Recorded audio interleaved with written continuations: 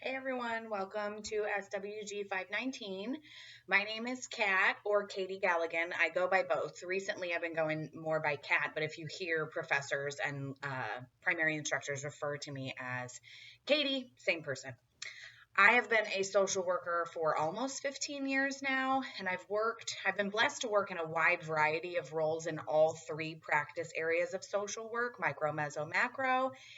And I've worked and lived in many different places as well, including several New England states. I was born in New Jersey. I've also worked and lived in Illinois, Missouri, Oregon, and Arizona. Roles that interest me the most are roles that can have a mix of micro, meso, macro practice, like care coordination roles within behavioral health and medical systems. Currently, I work as a home health social worker in St. Louis, Missouri, within the medical field. However, I'm most passionate about the transition age youth population, and I would really like to return to program development and evaluation of behavioral health programs for this population at some point in my future career. I am also quite passionate about teaching, and I aim and really value being trauma informed in my clinical practice as well as my teaching. I've been teaching for ASU in the online school of social work for about 5 years, and I love supporting new social work students in this position. At this time, your immediate task is to review Module 0 and begin Module 1. Your first discussion board is on evidence-based practices, and it's due this coming Sunday, the 23rd. And this includes your original post and your reply post. When you're working on this discussion board, I want you to think about and reflect on evidence-based practice. So is it aligned? Is it not aligned with the scientific method? I want you to think back to grade school when you had to do science for science fairs or science projects. What are the first things that you have to do when you do the empirical method? What is the next step? What's the ultimate goal for going through this process? Why are you doing it? What are you trying to figure out? What questions are you trying to answer? Just a little bit about me. My research background is in children's and adolescents' cognitions about gender and race and how these cognitions or thoughts affect them socially and academically over time. I've also engaged in program development and evaluation of social work programs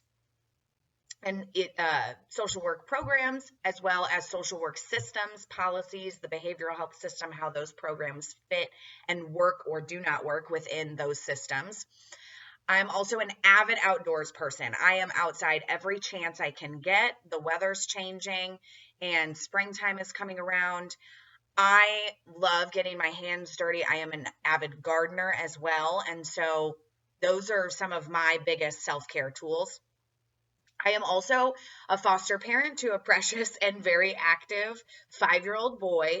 And so if you all ever have to do office hours with me or Zoom with me, he will probably make a cameo in those videos because, as I mentioned, he's very active. He cannot hold himself.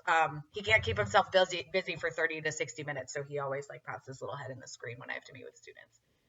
Sleep hygiene, in addition to gardening and being outdoors, is my other biggest self-care tool that I have in my toolbox. So you will never hear from me past 7:30 or 8 p.m. Central Time because I will be sleeping, but I will respond to you first thing in the morning at 4:30 or 5 a.m. Central.